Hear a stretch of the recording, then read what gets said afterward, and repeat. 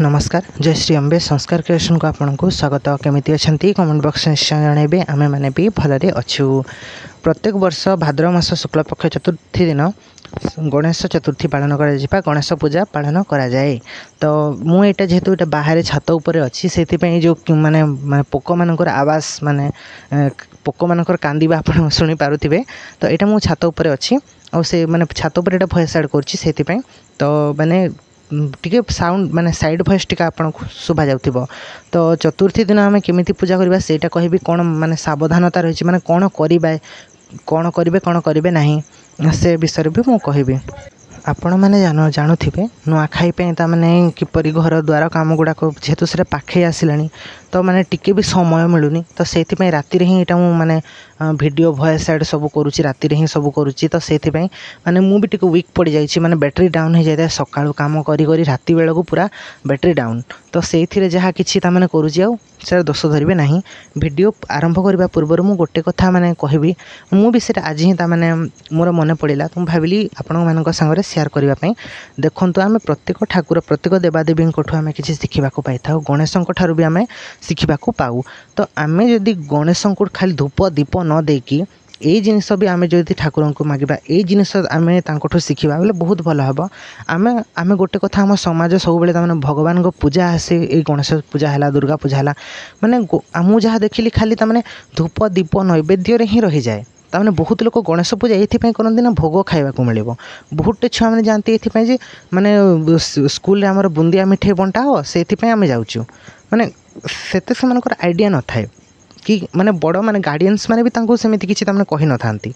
तो मोर कहबा माने कथा एटा जे आमे गणेशंकुठू आमे एटा आमे शिखुचे से माने बेसी शुणती आपण ये फोटो देखुथे कान बड़ बड़ तांको कान बहुत बड़ बड़। तो से बेसी शुणती और से कम कहती यही फोटो आपड़ देखु तांकर पाटी जो सुंढ पाटी पूरा सानटे है छोट बेसी बड़ ना तांको कान ठू माने माने बहुत छोट से बेसी शुणती और कम कहती। तो आम भी से करवा आम बेसी बेसी ज्ञान अर्जन करवा बेसी शुणा कम कहवा। जदि आम कम कहवा आमर शक्ति खर्च हेब नहीं स्टोर होकर रहिबो बस सेमिति। तो ठाकुर आमको यह शिक्षा देउचंती जोठी आम भल गुण किसी शिखा पाऊे आम शिखि पकेबा। जोठी आम भगवत चर्चा चली भगवान कथा आलोचना चली आम पूरा बेसी शुणा और कम कहवा द्वारा झगड़ा कलेश भी कम बाहरी थाए आउ ताने मनुष्यर जीवन सुखमय होता है। तो चलतु किपरि आम माने चतुर्थी पूजा करवा सेटा मु आपनको कहबी सरल हिसाब रे। समस्ते ब्राह्मण डाकी पारंती नहीं समस्तंकर माने सेते हे माने हे न थाए समस्तंकर सुविधा भी न थाए।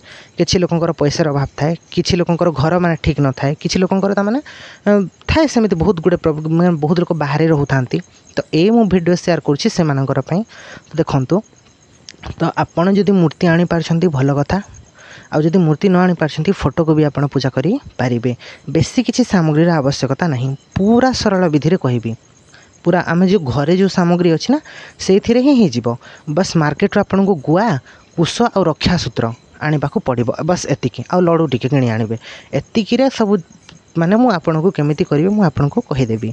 प्रथमे जो स्थान रे बसेबे ताको टिके सफा कर देबे तापर गोटे आसन पके देबे नहले कदली पत्र रे भी कलश बसई पारिबे माने कलश पय आसन टिया लागे ठाकुरंक पय। तो ठाकुरंक जो कलश पय आपन आसन आनिबे आपन को जे पाखर जदि सेते माने नाही माने आपन करि पारिबेनी कदली पत्र रे भी कलश बसई देले हुए माने से प्रकृति माने उपासना परिका हे जाय से प्राकृतिक जिनिस रे उपासना करे बहुत भल।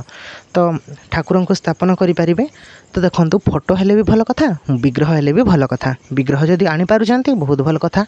तो निजे जदि बनी पारुछंती बेले तो पूरा बहुत भल कारण माने मूर्ति जो आम करुचे से मूर्ति को पादरे दला होची केतेबेले आ कोन माने बहुत तार ये जदि आपन निजे अरुआ खाके मूर्ति तैयारी करि पारछंती तो बहुत भल कथा। आ आजिकल जो छांच वाला मूर्ति मिलुची पुला मूर्ति सेरा पूजा पाती नहीं निदा मूर्ति जो माने माटी रे पूरा निदा हेकि ता माने तैयारी हेतांती सेटा ही पूजा करा जाए सेटा ही पूजा करबा योग्य।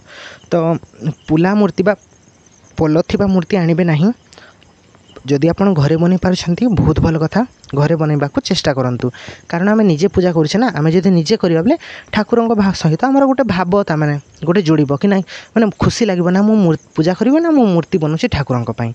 तो बस ठाकुरंक मूर्ति बनैले तापरे ताकू माने रखिबे आनिकी ଦେଖନ୍ତୁ ପ୍ରଥମେ ଯେଉଁ ଆସନରେ ଆପଣ ବସିବେ ଗଙ୍ଗା ଜଳଟି ଅକ୍ଷତ ଟିକେ ପକାଇଦେବେ ସେଥିରେ ସେଟା ଆସନ ଶୁଦ୍ଧି ହେଲା ପରେ ତାପରେ ବସିବେ।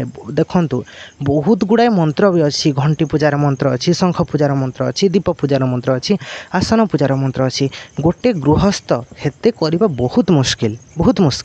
ତ କିପରି ଆମେ ସରଳ ହିସାବରେ କରିବା ଆମେ ସେଇଟା ଧ୍ୟାନ ଦେବା ନା, ହଁ କି ନା। ଆମେ ଯଦି ତାମାନେ ସେତେ କରିପାରିଥାନ୍ତା ତ ଆମେ ବ୍ରାହ୍ମଣଙ୍କୁ ଡାକିଥାନ୍ତା, ହଁ କି ନାହିଁ। ବ୍ରାହ୍ମଣ ଡାକିବା ବହୁତ ଭଲ କଥା, କିନ୍ତୁ ଏଇଠାରେ କଥା ଉଠୁଛି ସମସ୍ତେ ଡାକି ପାରିବେନି। ଯଦି ଡାକି ପାରୁଛନ୍ତି, ଆପଣଙ୍କର ସବୁ ସୁବିଧା ଅଛି, ତ ଆପଣ ନିଶ୍ଚୟ ବ୍ରାହ୍ମଣଙ୍କୁ ଡାକିକି ପୂଜା କରି ନିଅନ୍ତୁ। ତ ଦେଖନ୍ତୁ ଆସନ ଶୁଦ୍ଧି ହେଇଗଲା, ଆସନ ଶୁଦ୍ଧି ହେଲା ପରେ ସେ ଉପରେ ବସିବେ। ବସିଲା ପରେ ପୃଥିବୀ ମାତାଙ୍କୁ ପ୍ରଣାମ କରିବେ। ପୃଥିବୀ ମାଙ୍କ ଉଦ୍ଦେଶ୍ୟରେ ପାଣି ଟିକେ, ଜଳ ମାନେ ଚାଉଳ ଟିକେ, ଫୁଲ ଟିକେ ପକାଇବେ, ତଳେ ନମସ୍କାର କରିବେ। ତାପରେ ଦୀପ ପୂଜା, ଦୀପ ଜାଳିକି ମାନେ ଦୀପଙ୍କୁ ଓମ୍ ଅଗ୍ନିର୍ଦେବେ ନମଃ କହିକି ମାନେ ପାଣି ଟିକେ ବୁଲେଇକି ଫୁଲ ଯାହା ଅର୍ପଣ କରିବେ, ଚାଉଳ ଟିକେ, ସିନ୍ଦୁର, ରୋଲି, କୁମକୁମ ଯାହା ଦୀପଙ୍କୁ ଲଗାଇବେ। ଦୀପ ପୂଜା ସରିଲା ପରେ ଏବେ ଆସେ କଳସ ପୂଜା। କଳସରେ ତାମାନେ ଗୋଟେ ଢାଳରେ ପାଣି ଭର୍ତ୍ତି କରିକି କଣ୍ଠରେ ରକ୍ଷାସୂତ୍ର ବାନ୍ଧିଦେବେ। ତାପରେ ଆମ୍ବ ପଲ୍ଲବ ଦେଇକି ଭିତରେ ଗୋଟେ କଏନ୍ଟେ, ପିତ୍ତଳର କଏନ୍ଟେ, ଆପଣ ସୁନା ରୂପା ବି ପକାଇ ପାରନ୍ତି, ନହେଲେ କିଛି ଅସୁବିଧା ନାହିଁ। ସର୍ବସଧି ପକାଇଲେ ବି ହେବ, ନହେଲେ ସାଦା ଅକ୍ଷତ ଟିକେ, ଗୁଆ ଟିକେ, ଗୋଟେ ହଳଦୀ ଟିକେ ପକାଇଦେବେ, ପାନପତ୍ର ଟିକେ ପକାଇଦେବେ ହେବ ଯଦି, ଆଉ ଦୁବ ଟିକେ ପକାଇକି ତାପରେ ବେଲପତ୍ର ଗୋଟେ ପକାଇଦେବେ। ତାପରେ ଗୋଟେ ପୂର୍ଣ୍ଣ ପାତ୍ର ରଖାଯାଏ। ପୂର୍ଣ୍ଣ ପାତ୍ର ଗୋଟେ ଛୋଟ ଗିନାରେ, ଛୋଟ ଦନାରେ, ନହେଲେ ମାଟିର ସରାରେ ହିଁ ଚାଉଳ ଭର୍ତ୍ତି କରି ରଖିକି ତା ଉପରେ ନାସିବାଲା ପଇଡ଼ ନହେଲେ ନଡ଼ିଆ ରକ୍ଷାସୂତ୍ର ଗୁଡ଼େଇକି ଆପଣ ସ୍ଥାପନ କରିବେ। ତାପରେ ସେ ସ୍ଥିରୀକୃତ କରାଯାଏ କଳସକୁ। ପ୍ରଥମେ ଦେବତାମାନଙ୍କୁ ଆବାହନ କରିବେ, ପଞ୍ଚଦେବତାଙ୍କୁ, ଗଣେଶ, ନାରାୟଣ, ରୁଦ୍ର, ଅମ୍ବିକା, ଭାସ୍କର ପଞ୍ଚଦେବତାଙ୍କୁ ଆବାହନ କରିକି କୁଶ ଦ୍ୱାରା ଆବାହନ କରାଯାଏ। ମୁଁ କହିଥିଲି ନା କୁଶ ଆପଣଙ୍କୁ ଆବଶ୍ୟକତା ହେବ, ତ କୁଶ 2 ଖଣ୍ଡ ଦରକାର। ଗୋଟେ ଖଣ୍ଡ ଦରକାର ସଂକଳ୍ପ ପାଇଁ, ଆଉ ଗୋଟେ ଖଣ୍ଡ ଦରକାର ଆବାହନ ପାଇଁ। ତ ଗୋଟେ ଖଣ୍ଡ କୁଶକୁ ଧରିକି ତାମାନେ ଆବାହନ କରିବେ ଠାକୁରଙ୍କୁ, ନାଁ ଧରିକି ତାଙ୍କର ଯଦି ମନ୍ତ୍ର ଜାଣିଛନ୍ତି ଭଲ କଥା, ଗାୟତ୍ରୀ ଜାଣିଛନ୍ତି ଭଲ କଥା, ଗାୟତ୍ରୀ ବି ଆପଣ ଆବାହନ କରିପାରିବେ। ଠାକୁରଙ୍କ ନାଁ ଧରିକି ବି ଆବାହନ କରିପାରିବେ। ଆବାହନ କଲା ପରେ ତାଙ୍କୁ ମାନେ ସେ ସ୍ଥାପନ ହେଲେ, ତାପରେ କଳସକୁ ସ୍ଥିରୀକୃତ କରିବେ। ସ୍ଥିରୀକୃତ ମନ୍ତ୍ର ଏଇ ମନ୍ତ୍ର ମୁଁ କରେ, ତ ଓମ୍ ସ୍ତଂ ସ୍ତାଂ ସ୍ଥିରୋ ଭବ କହିକି ତାମାନେ କୁଶ ଛୁଇଁ ଦେଲେ ସେଟା ତାମାନେ ସ୍ଥିରୀକୃତ ହେଇଯାଆନ୍ତି। ତାପରେ ଫୁଲ ଟିକେ, ଚାଉଳ ଟିକେ ପକାଇଦେବେ। ମାନେ ଏଇ ମନ୍ତ୍ର ମୁଁ କରେ। ଆହୁରି ବି ମନ୍ତ୍ର ଅଛି, ଯେତେ ତାମାନେ ଆଗକୁ ଯିବା ସେତେ ବେଶୀ ତାମାନେ ଷ୍ଟେପ୍ ଗୁଡ଼ାକ ଆଗକୁ ବଢ଼ିବାକୁ ଯିବ ନା, ସେମିତି। ତାପରେ କଳସ ପୂଜା ସରିଲା, ତାପରେ ବିଗ୍ରହଙ୍କର ପୂଜା ବା ମୁଖ୍ୟ ଦେବତାଙ୍କର ପୂଜା। ତାପରେ କଳସ କଳସ କହିଦେଲି, କ୍ଷମା କରିବେ। ଯେଉଁ ବିଗ୍ରହ ଆଣିଥିବେ, ବିଗ୍ରହଙ୍କୁ ଢାକିକି ହିଁ ଆଣିଥିବେ, ମାନେ ଖୋଲା ତ ଆଣିନଥିବେ ନା। ତ ତା ଉପରେ ଗଙ୍ଗା ଜଳ ସିଞ୍ଚନ କରିକି, ଗାୟତ୍ରୀ ମନ୍ତ୍ର ଟିକେ ପଢ଼ିକି ଗଙ୍ଗା ଜଳ ଟିକେ ସିଞ୍ଚନ କରିଦେଲେ। ତାପରେ ଖୋଲିଦେବେ, ମୁହଁ ଖୋଲିଦେଲା ପରେ ତାମାନେ ପୁରା ଯାହା ପେପର ସବୁ ଖୋଲିଦେବେ, ନ୍ୟୁଜ୍ ପେପର ଗୁଡ଼ାକ। ମୁଁ ପୁରା ଭଲକି ଜାଣିଛି, କପଡ଼ା ନହେଲେ ନ୍ୟୁଜ୍ ପେପର ଘୋଡ଼େଇକି ହିଁ ମୂର୍ତ୍ତିକାରମାନେ ଦେଇଥାନ୍ତି। ସେଟା ଖୋଲି ସାରିଲା ପରେ ତାପରେ ପଞ୍ଚାମୃତ ଟିକେ ସିଞ୍ଚନ କରିଦେବେ। ଆପଣଙ୍କୁ ପଞ୍ଚାମୃତ ଟିକେ ଲାଗିବ, ଯଦି କରିପାରିଛନ୍ତି ଭଲ କଥା, ନହେଲେ କିଛି ଅସୁବିଧା ନାହିଁ। ପଞ୍ଚାମୃତ ଟିକେ ସିଞ୍ଚନ କରିବେ, ଚେଷ୍ଟା କରିବେ କରିବା ପାଇଁ।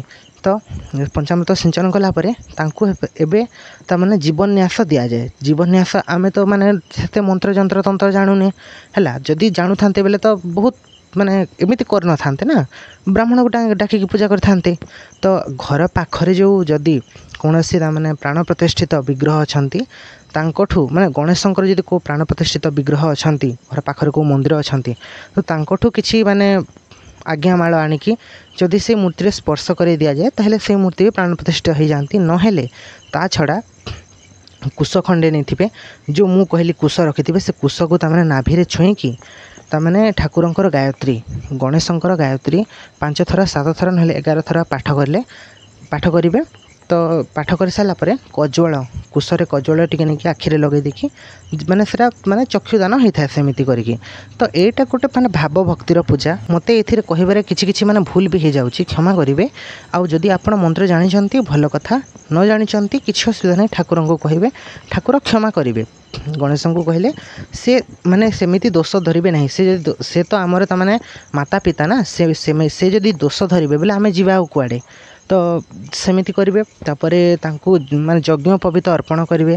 ତାପରେ ମାନେ ଉତ୍ତରୀୟ ଯାହା ମାନେ ଟାୱଲ ବଗେରା रुमालटी भी छोट आने चेष्टा करेंगे रुमालटी आनी तांकू देवे मैंने टावल आने को चेष्टा करेंगे ना रुमालटी आनिले भी हम वस्त्र समर्पण करेंगे तापर यज्ञ पवित्र देवे यज्ञ पवित्र आनी पार्टी भल कथा रक्षा सूत्र को तमें माने गोल कर राउंड करके गुड़ेकी देले भी हुए सेमती भी बहुत लोग करती फुलमाଳ चंदन सिंदूर देकी तमें आरती करेंगे पानिया रे टिके कोरी देवे मुंडरे तांकर बाल को टिके सजाड़ी देवे दर्पण टिके देखा हाँ कि ना तो जमीती आमे जमीती सजे पूरा सेमती ही ठाकुर को भी टिके सजे देवे आरती करेंगे तांकू लड्डू अत्यंत प्रिय लड्डू भोग ठाकुर को बहुत प्रिय मोदक भी प्रिय मोदक जब बन पार सीझा मंडा बनैकी देदेवे सीझा मंडा जहाँ मोदक था से पूरा सेम प्रोसीजर हुए मिठा मोदक कौन मुझे आज पर्यंत खाइनी केवे जानी मुझे खाली आम प्राय जिते आम घरे मु गणेश पूजा करूँ से टाइम मुझे मोदक माने मोदक किणी आणु ना माने माँ घर सीझा मंडा तैयारी कर दौले तो सेमती करेंगे तापर क्षमा प्रार्थना करेंगे धूप दीपर आरती करके क्षमा प्रार्थना करेंगे आउ गोटे कथा जो मैंने जब कहते विद्यारंभ करने विद्यारंभर गोटे समय थाए सेटा कौन थाए ना 4 वर्ष 4 मास 4 दिन जो दिन हम से दिन ही विद्यारंभ कराए ना तापर कराए तार किसी प्रारब्ध थाए टे अधिका टे से पूजा करने को हुए बस किंतु से हुए एमती जेबे आम गणेश पूजा सरस्वती पूजा तमें कले हुए किंतु जदि बहुत लोग करुँच आगे आगे काले सेमती मैंने जानू नथिले करदे किंतु एबे आम जान जेहेतु आम गोटे जिन जानले तो आम सेमती फॉलो करवा एबे रहा आपणकर इच्छा एबे आपण तामाने कहिबे जदि तो हाँ आमर समय तो ये सब नियम आम कर तो आगु को कहीं मैंने तो किसी कथा नहीं नियम अच्छी जदि मानिबा न मानिबा सेरा अलग माने सामना वाला ऊपर डिपेंड कला चाहूँगी जदि करंतु नहेले भी किसी असुविधा नहीं ठाकुर को पूजारे तामाने किसी एमती बारणा नहीं आ गोटे कथा ठाकुर को तुलसी देवे नहीं श्री गणेश को तुलसी देवे नहीं मुझे श्रीमन नारायण बोली बाहर जाऊला पार्टी तो श्री गणेश को तुलसी देवे नहीं आउ नाली मंदार अत्यंत प्रिय बेलपत्र दुर्लभा पत्र क्वचित दियंती आउ अँला पत्र भी दि जाए तापर बहुत सेवती मालती जहाँ फूल सबू तमें ठाकुर अपरा कला अपराजिता भी दे पारे तुलसी देवे नहीं चंद्र दर्शन करेंगे नहीं चंद्र दर्शन करदे गोटे मंत्र थाए से प्रारब्ध हो जाए तो चंद्र तमें आप जानी चंद्र आउ गणेशंकर कहानी तो मुझे कहीपर भिडियोटा लंबा हो तो जदि आप चंद्र दर्शन कर भूल बसत तो से गोटे मंत्र थाए से माने से मंत्रटा पाठ करी नमस्कार कले प्रारब्ध आ रहे नहीं से मंत्र मु भूली जाइए मु काली की माने बहिरू देखिकी लेखिकी मुझे पोस्ट करदेवी आमर कम्युनिटी रे और संकल्प वाक्य भी पोस्ट करदेवी संकल्प केमिति करेंगे मुझे भितर संकल्प करवा मु कहवा भूली जाइए संकल्प केमिति करेंगे सेटा मु कहीपारे क्षमा करेंगे तो संकल्प पात्र अच्छी जदि से भी आप संकल्प करेंगे नचेत हाथ में फूल चाउल धरिकी भी करेंगे हलदी कुमकुम ठाकुर को बेश करेंगे हलदिया रंग अत्यंत प्रिय ठाकुर को हलदिया वस्त्र परिधान करेंगे हलदिया पुष्प देवे नाली रंगर वस्त्र पिंधेबे रक्तचंदन टिके लगेबे रक्तचंदन भी ठाकुर अत्यंत प्रिय तो आपड़ जदि जिते सजे पार्टी पत्र फूल सजेबे जदि कौन कारणवशतः मन दुख हो जाए भी किसी असुविधा नहीं जदि आप किसी पूजा करें कि भलसे सजे पारे किसी असुविधा नहीं आपण मन को कष्ट देवे नहीं से दिन में आउ जो मन स्टूडेंट माने से माने शिक्षार्थी माने विद्यार्थी माने से दिन तमें पाठ पढ़ती ना बोली कही था आउ गोटे दिन तमें रेस्ट माने गोटे दिन छुट्टी करवा भी कथा मु तो सैया भावे तो आपण मैंने जदि पाठ पढ़ुंट बोले से दिन पाठ पढ़ापढ़ी किसी करेंगे ना बहीपत्र को लेकिन ठाकुर को पूजा करेंगे तो एपरी भाव में आप पूजा करेंगे किसी जिनस छाड़ी भी जाइए आउ भिडियोटी जेहेतु लंबा हो से तुम सब जिनस कहवा बहुत मुस्किल तो देखिए आउ गोटे भिडियो हम जब करी ना क्षमा करेंगे मत जब ये भितर किसी छाड़ी जाइए बोले मत कमेंट करदे आउ मुझे जानी सेमती किसी छाड़ी है तो यही माने गणेश पूजा को लेकिन वीडियो केमिति लागला वीडियोटी कहबे निश्चय आउ जदि कहीं जानी ना विषय बोले वीडियो शेयर करदे आउ जदि भल लगे लाइक करूँ शेयर करूँ सब्सक्राइब करूँ कौन कहि माने जेहेतु माने मोर अवस्था आपण मैंने बुझा चेष्टा करूँ ताने एत टायर्ड हो जाए मैंने पार्टी वॉइस भी बाहर भलसे है कौन कहि बुझी पारुनी स्क्रिप्ट भी प्रथम स्क्रिप्ट लिखिनी ताने कौन कहि बोली एपट सेपट हो जाए कथा गुड़ाक ओ मो चर हो जाऊँगी से तो क्षमा करेंगे तो आज रही जय श्री अम्बे।